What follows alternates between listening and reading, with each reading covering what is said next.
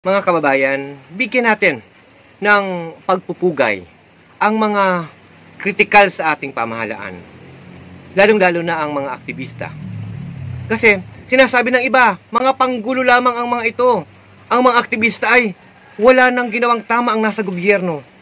Sila po ay mga sagabal. Yan yung sinasabi ng iba. Ngayon,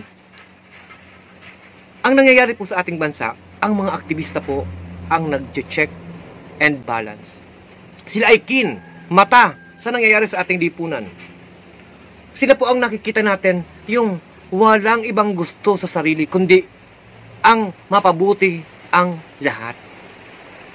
Tinatanong kung ano ba ang nakukuha ng mga aktivista? Wala. Ang nakukuha ng aktivista ay masaya nang matuto ang mamamayan. Malaman kung ano ang nangyayari sa ating lipunan.